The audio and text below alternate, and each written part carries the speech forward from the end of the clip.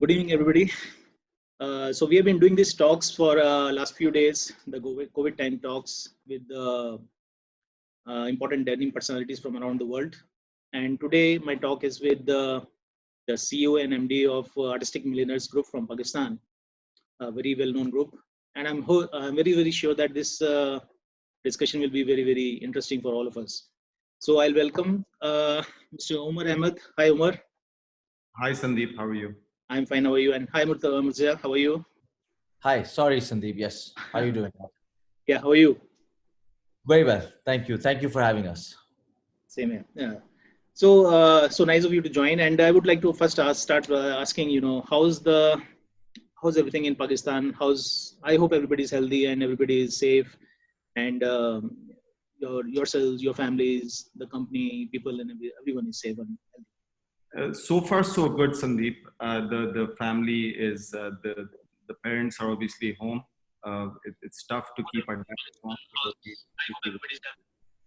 go to the office, so we're trying to keep them in a strict lockdown.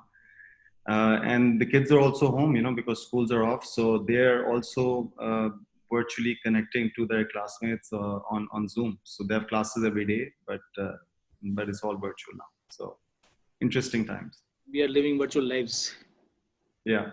And other than that, regarding Pakistan, we've been in lockdown now for a month.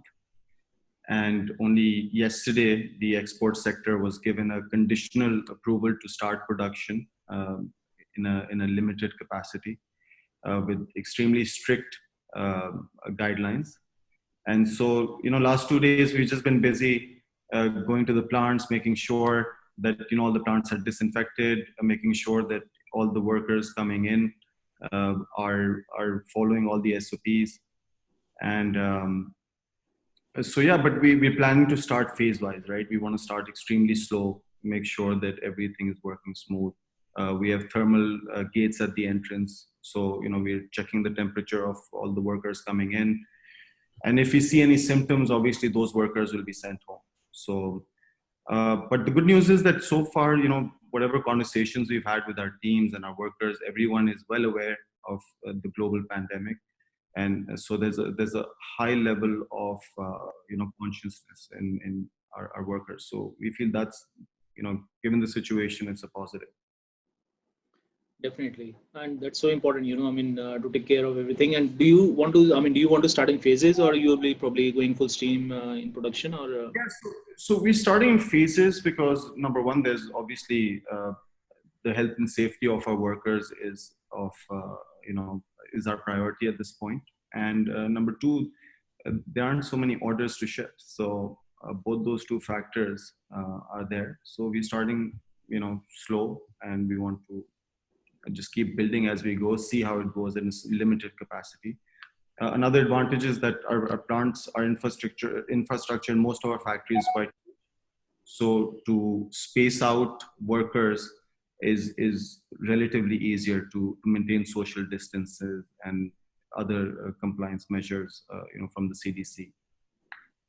And how is the overall Pakistan textile industry and general industry as a whole? How they are responding to this crisis?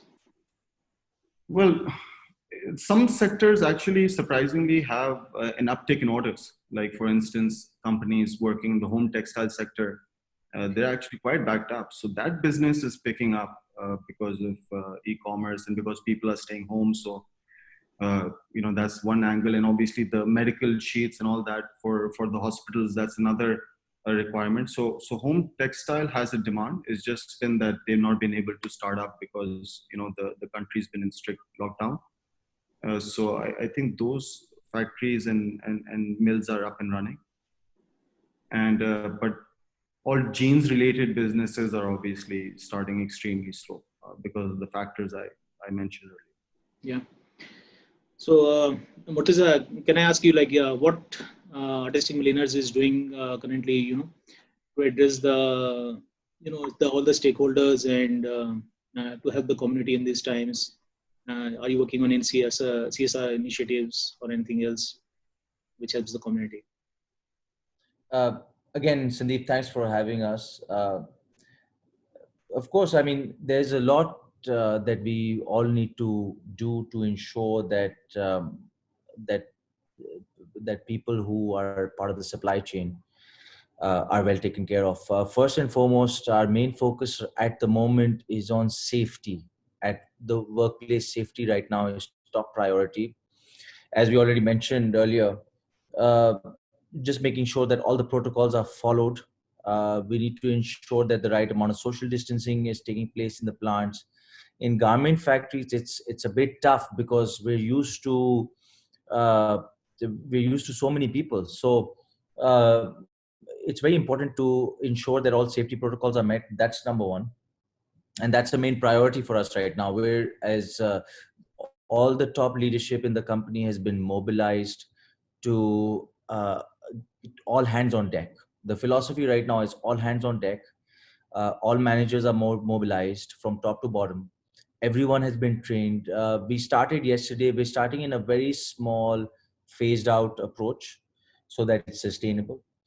And then, of course, apart from workplace safety right now, uh, we're paying our salaries all in advance. We paid the March salaries for we Pakistan went into lockdown, I believe, on March 23rd, and we paid all salaries by the 26th, which was in advance for the month of March. We intend on, of course, paying full salaries for the month of April and May. Uh, we've also developed PPE equipment, overall gowns, which are level 1 and level 2 certified. And we are providing them to the government of Sindh, which is the local province in our country. It's very good. We're providing to them for 10,000. We've made a commitment of 10,000, which is a value of around $150,000. So those go into production today. They've already gone into production. We'll be delivering it to the government in 2 weeks. So we're very excited to help for the frontline workers. We've also dedicated our daycare centers inside our factory for kids of frontline workers like doctors and nurses for their kids, because they're obviously not spending so much time with their kids anymore. So we've opened up our daycare centers in the factories to them. Um, we've also set up the AM Relief Fund. And AM Relief Fund is for all those artistic milliners employees who have been affected by this crisis. And people have been affected by this crisis. So they can apply into this relief fund. And we've earmarked $200,000 for this relief fund, which will be dedicated to all our employees they will use. We're also working with fair trade right now and distributing basic essential items for the workers. One of our partners, brand partners, is also a partner of fair trade. So we've been accumulating that premium now for 4 quarters. So we intend on disbursing that whole premium to the workers this month. So lots going on, but you know, the CSR right now is a word that we want to use carefully. We want to talk more about how to get people back to work, because that in itself is the Big most challenge. important part of our business right now. Mm. Definitely. I mean, all these activities are definitely really going to help the community, and it is really the responsibility of whoever is capable right now to do these kind of things. Uh, Omar, I mean, can I ask you about regarding the material sourcing, because that would have also been affected right now, and marketing is definitely very much affected. So, how are you managing this in context of Pakistan and as an industry from Pakistan? So basically, pre-COVID, right, the industry was booming in Pakistan. Textiles generally were doing really well, and even mills and factories running generally at 60% capacity were running at 100%. So we were having a really good moment in our country. So it's really unfortunate what happened, and because of that, what was happening, and also we have to also keep in mind that China was first hit by the COVID. So what happened is that all our supplies coming from China were delayed initially, and then we saw such a huge uptick in demand that we rushed big stocks, not knowing. Obviously, there was a lot of uncertainty in China at that point, so we wanted to load up on our green stocks. And as soon as stocks were shipped, uh, the US got hit and Europe got hit, and so we at this point, we obviously have a lot of inventory in house, uh, and also a huge variety of inventory as well, right? So we have different types of yarns, fibers, chemicals, dye stuffs. So what we're working on now is obviously in the short term how we consume all these different raw materials. So that's step one, because obviously we want to create maximum liquidity and unlock our cash flows. So that is goal number one. I mean, we're financially extremely strong, but obviously, in these times, you do need more and more liquidity. So that's step one. The second part of it is going to be obviously once the consumption cycle start, once commerce opens up, uh, we have to find a way to rationalize our supply base. This is something that happened in a big way on the brand side in the recession, the Great Recession in 2008. So we have to do something similar for our supply chains, because again, you have, I mean, our fiber innovation, our dye stuff innovation. I mean, we've just been in overdrive lately. So we have to cut down, and obviously we cannot do that by ourselves, because end of the day we are B2B. So we are looking to start conversations with our customers this week, and that's the first subject that we want to discuss with them, is how can they help us rationalize our supply base. So I think that's a very important conversation. Other than that, as far as selling and marketing is concerned, of course, we're taking a break from that right now, to be honest. I mean, we have, the first objective there is to obviously move all our stocks, right? So all our garment stocks, fabric stocks, that's phase one. But of course, we're going to be talking about a product post-COVID as well. And rationalization would be a major part of that. So as far as, obviously we're reading a lot about, product development going digital. So obviously we're exploring that avenue as well, but we're not sure how much of that, how much of the product development cycle we can actually move to a digital platform. And the reason for that is because it is, end of the day, a touch and feel business where and obviously there's also the aspect of wear testing, which you can't really do virtually. So that we have to figure out, but perhaps there can be a simplification of sorts, but can we completely transform the product development cycles? There'll still be some traditional elements to it. So other than that, obviously it's KP24 from tomorrow. So we're going to see how that goes. We're also setting up individual meetings with our customers, like I mentioned. And so we're just taking it one day at a time. We don't have any other option. So I think we learn as we go at this point. Yeah, we all are in a learning stage, and probably the situation is so dynamic that it's changing every day. So we really need to learn every day. So how do you think the denim market is going to change? The various segments of the denim market are really going to be affected because there are so many segments within the denim market. So which segment is going to be more affected, and which segment is likely to be still better off? If you look at the business now, right? So obviously it's all over the news. It's no secret that right now loungewear is selling and tops are selling. Loungewear is selling because people are home and they want comfort, and tops are selling because everyone's on Zoom or some sort of virtual platform, speaking to their friends. So those two areas are doing well. And obviously there's athletic wear. There was a lot of awareness around health even before COVID, but I think that's gone into overdrive. And so those areas are still doing better than denim. What impact it will have on denim in the short term, at this point, in terms of what parts will be, I mean, yes, okay, the general talk about poor quality denim or low value denim, that's probably not going to last, sure. And that I already feel that consumer is not, I feel consumer, be it someone who's buying a basic jean or a premium jean, is much more literate about the product than they were 10 years ago or 15 years ago. They're actually extremely smart. So I think if you look at the innovation cycle, we have been innovating. our brands have been making us innovate in the last 10 years. I mean, if you think of where we were, let's say if I take you back 15 years ago, in our mill at least, we were just running two products. You know, one was an open end product, one was ring, and 14.5 ounce. stretch. There was no stretch in the product. And imagine in these 15 years, we've had, you know, we've added the stretch denim, and then you have the super stretch, and now you have hyper stretch, and then you have all these amazing fibers in the mix. And then obviously all the sustainable fibers coming from the other end. So, you know, we've just been developing way too much. So I feel right now there is a lot of product, good product in the market.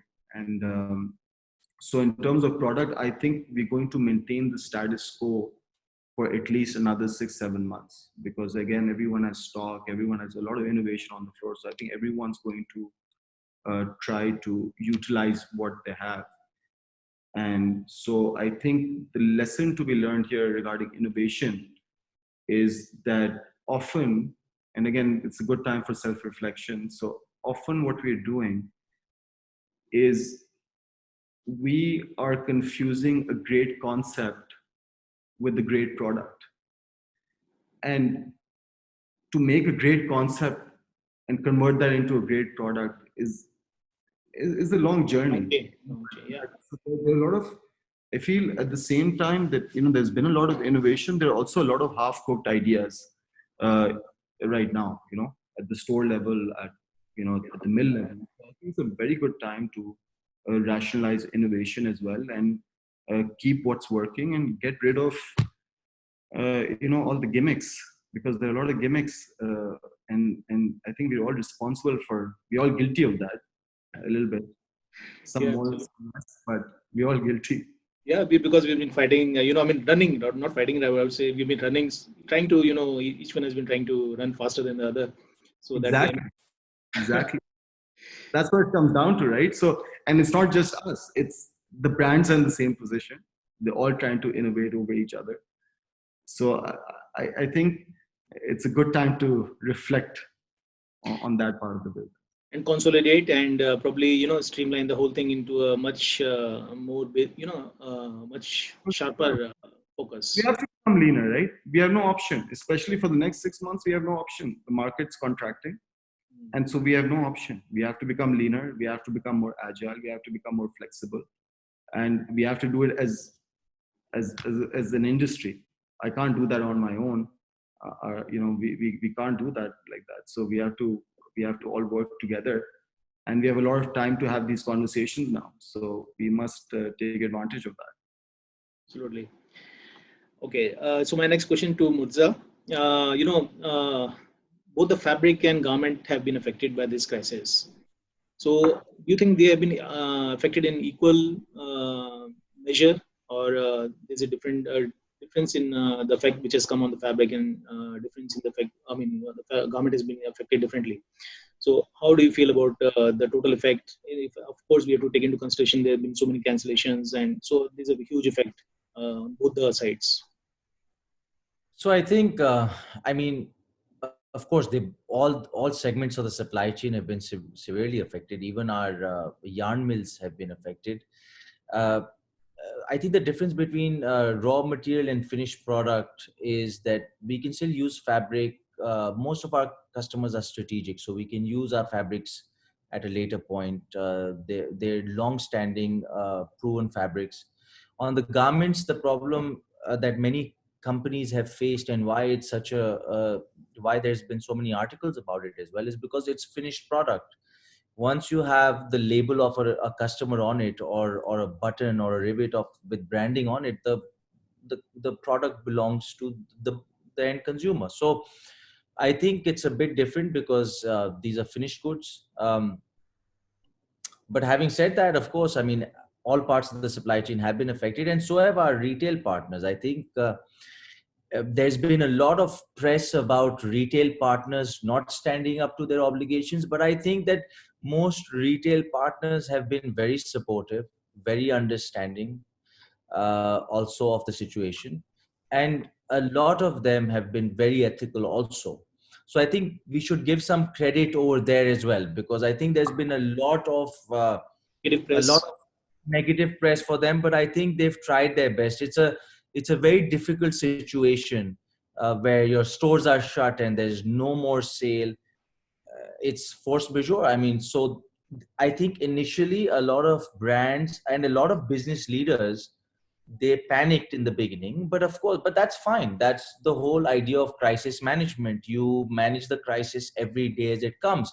So I think the first reactions were a bit tough, but then sanity prevailed and we all worked it out. And at least we can speak for our business.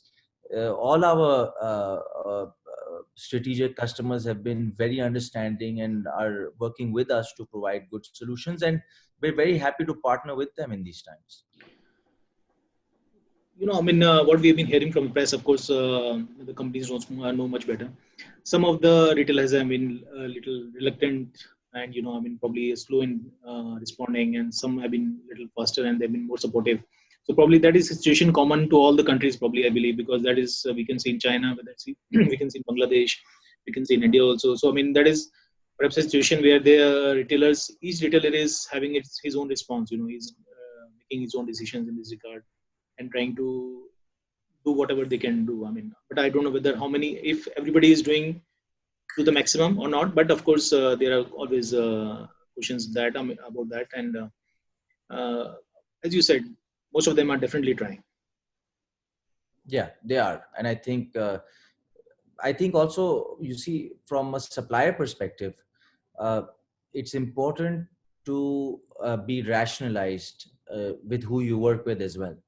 So you have to, I think that already pre-crisis, there was a lot of retailers and some companies that were not doing so well. And I think that some business models in all parts of the supply chain, from retail to vendors, everyone in the supply chain, whoever has a weak business model, will of course be affected by this. So I think it's a good lesson for the future that uh, and a lot of balance sheet principles need to be applied. I think more conservative businesses will do better in the future. And we might see a lot of cleaning out of the entire supply chain, whether it's starting from the retailers to the, fiber manufacturers or government manufacturers, or so it's going to be probably a bit of cleanup. I mean, we hope not. I mean, we don't want to see anyone, especially in these parts of the world, we don't want to see too many uh, uh, people that lose their jobs. We hope not. Even in the Western world, with all the retailers, I hope everyone makes it through. But I think that there will, after a year, be consolidation. I think that the people and the companies that will survive will grow very well. So there's always light at the end of the tunnel, and I think it'll be fine eventually. I think we're all on the same page that things will be okay eventually. I think this is a time to really fight it out and survive and be there. And I think once this crisis is over, those who are there will be very, very strong. They come out very strong. Yes, absolutely. Absolutely. And in terms of consumers, let's say in Europe and US, what do you feel post-crisis in next few months? What would be their responses? How will they come out of the situation and how will they react? Of course, in personal level, they will be reacting in a different way. And when they are looking at in terms of shopping or going out, that will be a different reaction. So what do you feel about the consumers in US and Europe doing after this crisis? I think definitely consumption will go down. That's for sure. Consumption will go down. The market will shrink. I don't think it's going to be a top priority for people in the long term to buy apparel or luxury items. For sure, in the short term, once the crisis is over, I think that apparels will be changed. People will change their clothes just like they're changing their bed sheets already.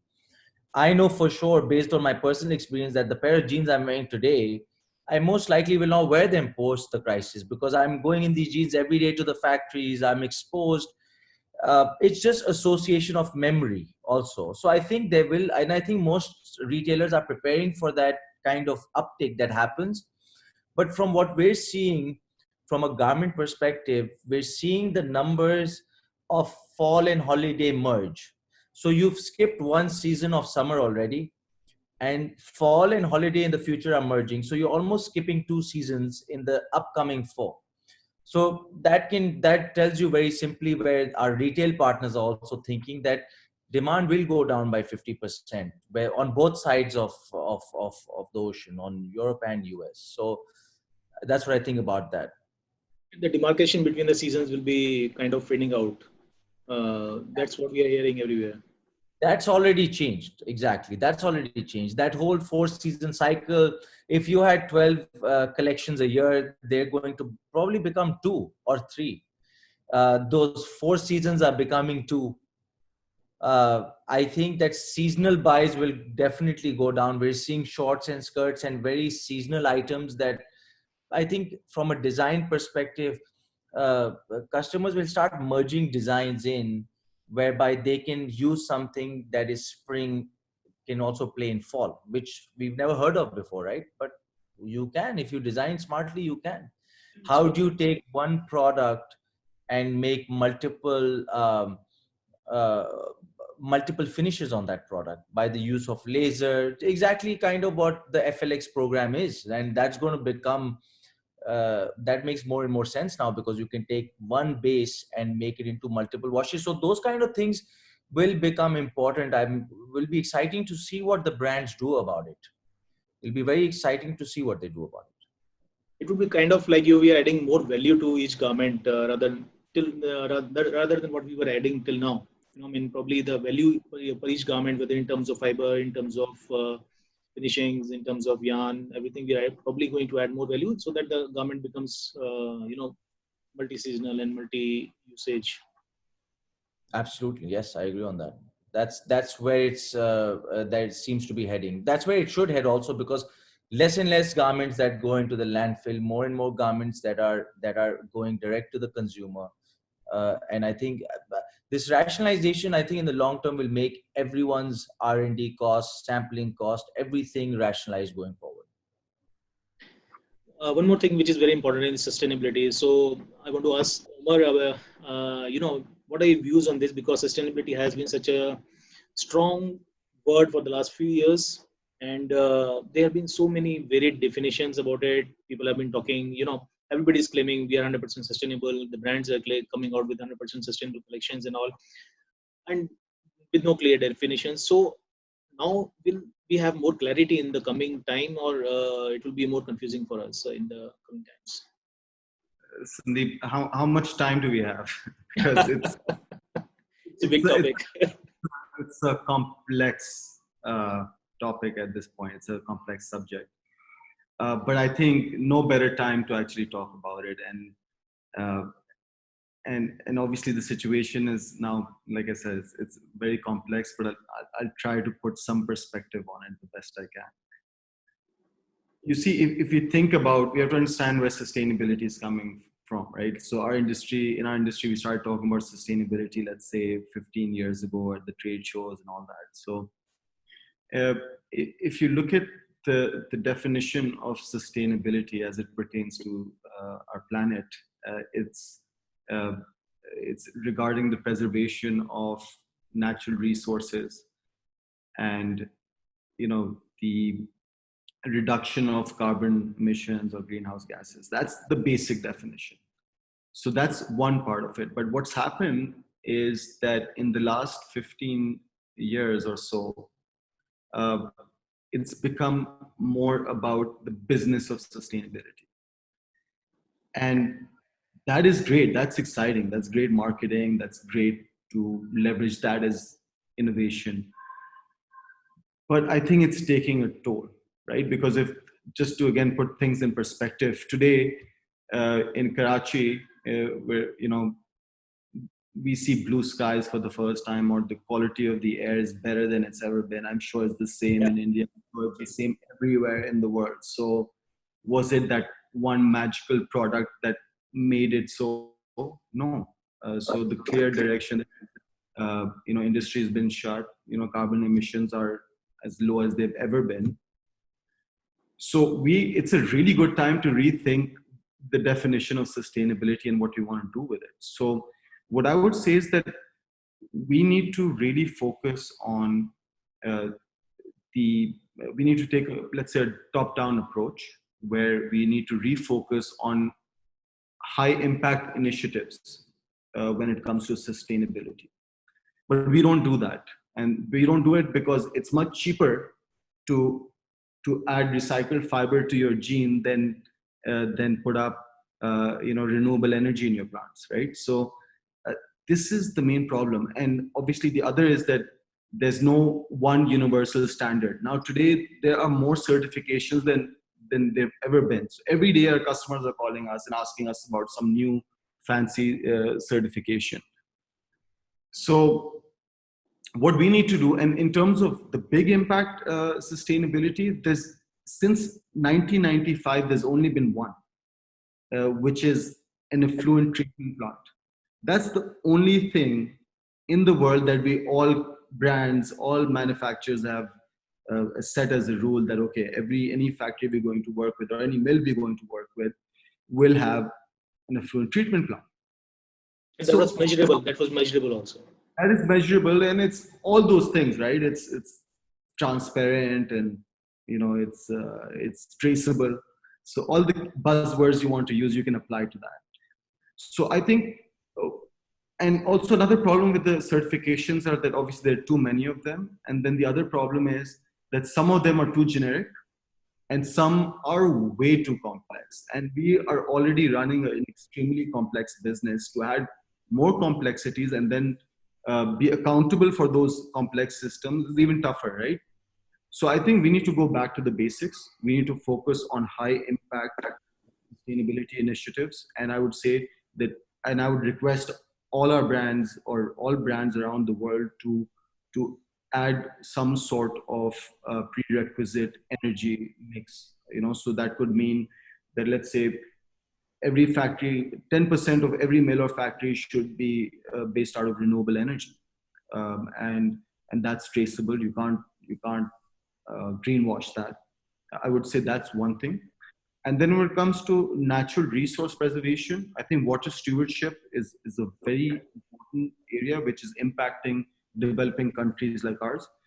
And so we have to take swift action there and work on, let's say, have a minimum requirement for water recycling. So for instance, we have around 85% of the water we use in our plants is recycled.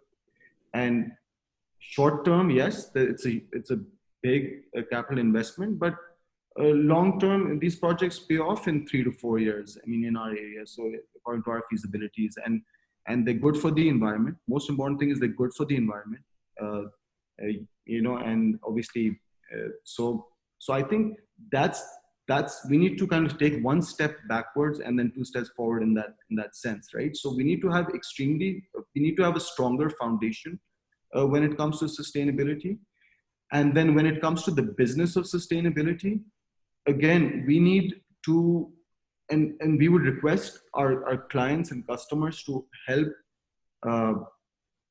streamline the products that they find sustainable. I'll give you simple examples of polyester that, okay, we approve ABC polyester or fiber suppliers, and then empower the manufacturer to source either one.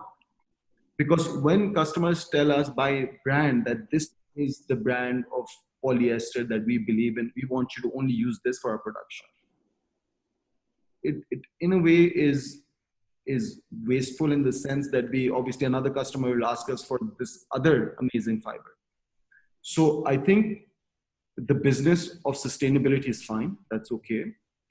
But we have to start streamlining. We have to start empowering the manufacturers and at least give them some flexibility to source. Goes back to that realization about rationalizing our supply chains. So these are the topics while we stay at home or we're running limited capacities, we have to really discuss. These are the things we should, and it's the best time, Sandeep, and you know this, that this is the best time to just improve the way we source. Always the big question has been, where the push has to come for sustainability from the retailers, the consumers, the government, the supply chain. So I mean that has been because whenever it is coming from an authority, it becomes easier, as you said. Like for the ATP, so it came in authoritative way and it was implemented. So I mean we have to see really how this sustainability push comes from. If it comes from the consumer directly, then it's ultimate. It's the best. It's the brands. It's the brands.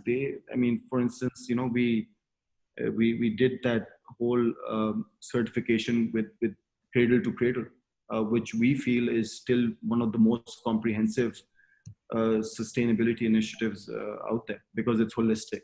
It's covering renewable energy. It's covering your material mix, our ingredient mix, and it also has a social angle to it.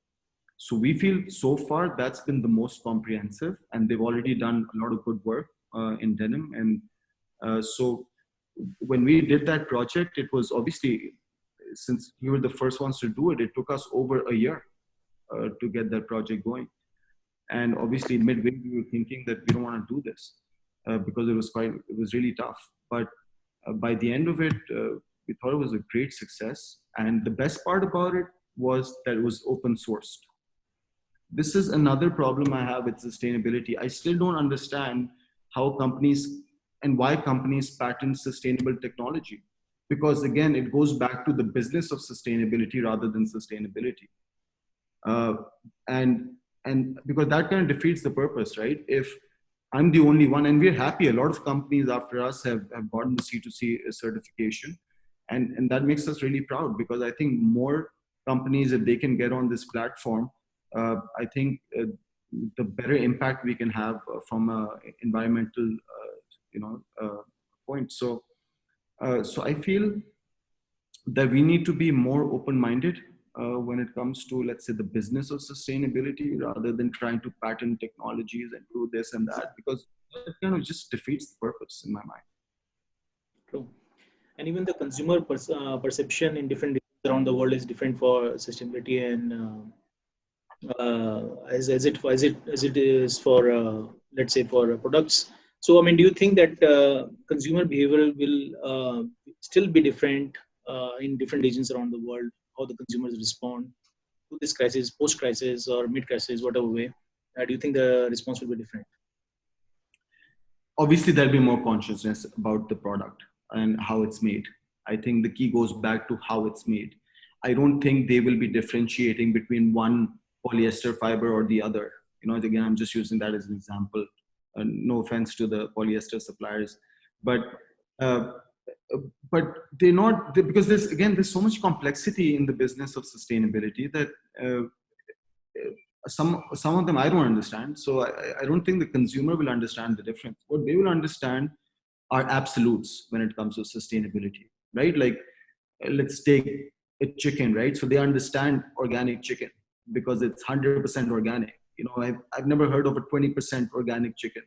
So okay, food business, apparel business is different, but again, the consumer understanding is the same. They're very clever with innovation, but they don't want to get into complexity. So I think the best form, what they want to know, what we see, is consumers want to know how it was made. And there's still a lot of misconception in that space, in the sense that, a lot of consumers still think that if the product is being produced in Asia, it's probably at a sweatshop or something, so that those dynamics have changed a lot. So I think it's very important for brands to be more transparent about the partners they're working with. For instance, one progressive partner of ours, a brand partner, what they started doing on their websites is that, you could click on any product and then they would always have that option of where it's made.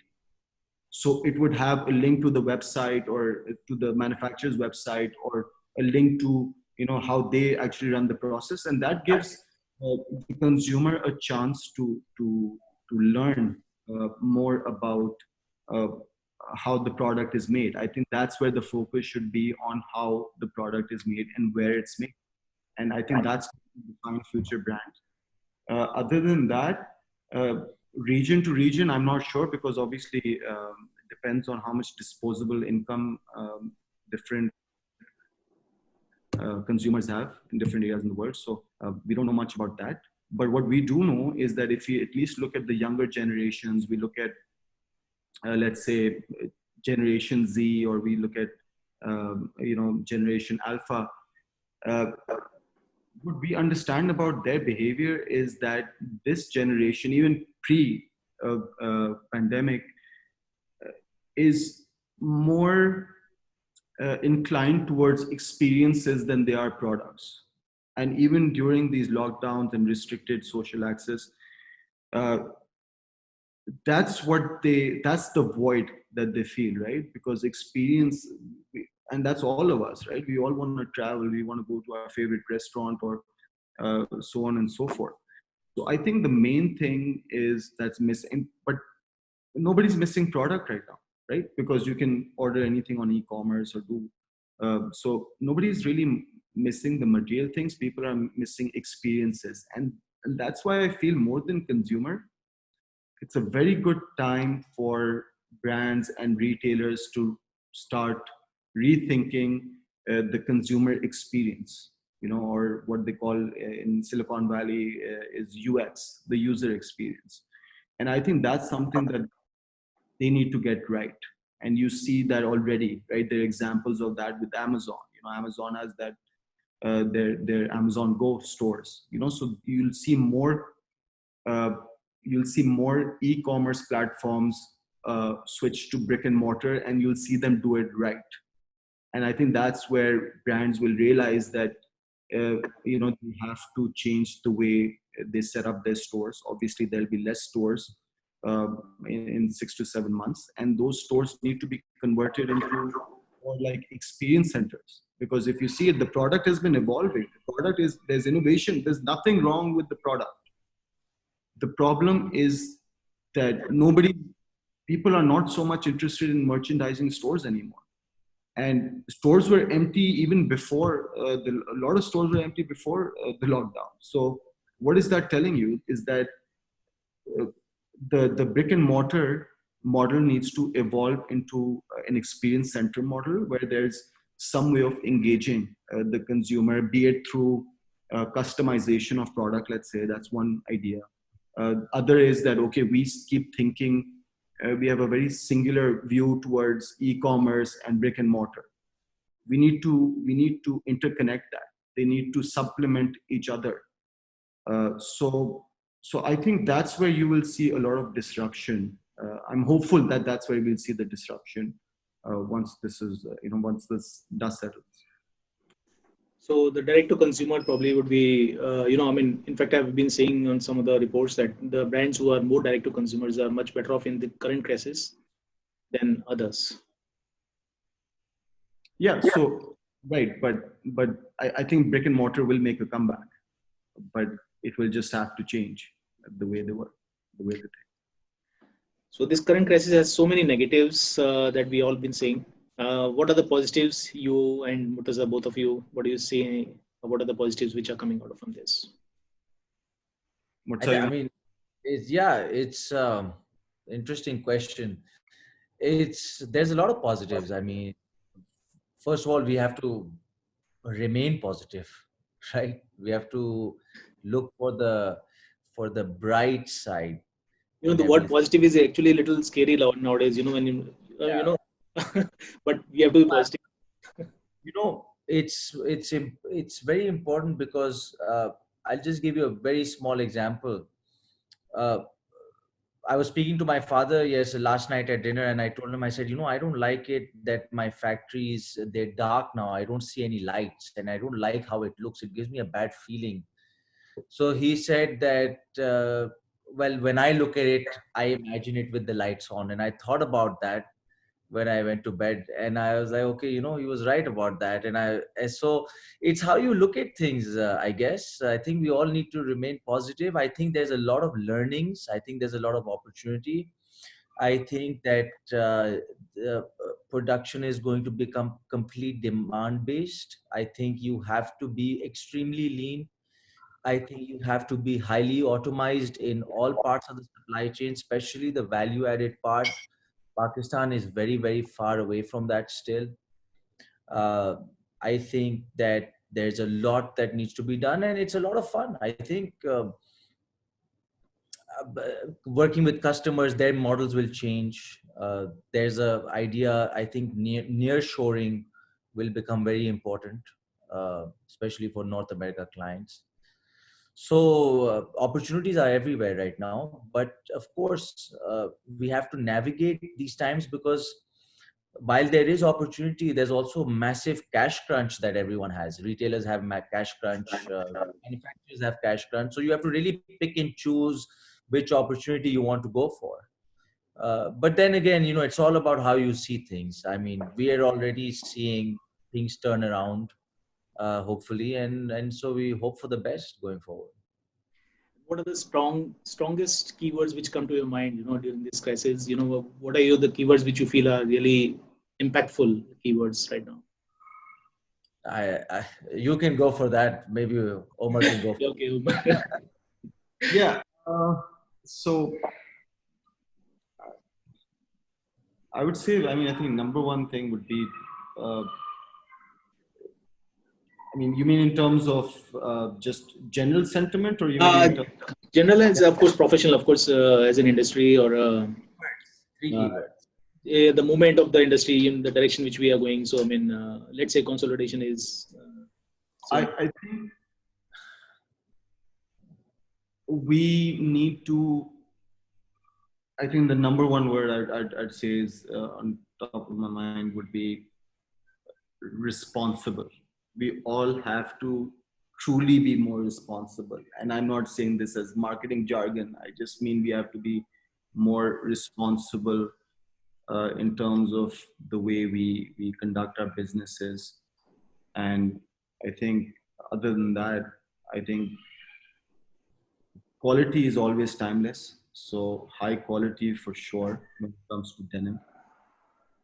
And, obviously,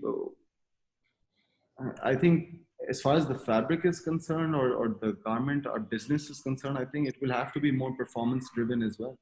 It will have to really be the best it's ever been, because uh, customers will have a lot of options in the next 6 months, and a lot of bargaining as well. There'll be a pair out there for free. Yeah. The best products will survive, and that could be in terms of quality or performance or responsible sourcing, let's say. But I think it would be, I think those would be my three key takeaways. I think they are very strong key takeaways, and it has been real pleasure speaking to both of you, and I really thank you for joining and taking out time. I think a lot of people are enjoying it on Instagram Live also, the Thank talk. And I don't know if we can. We are already late, probably. Otherwise, would have taken some questions.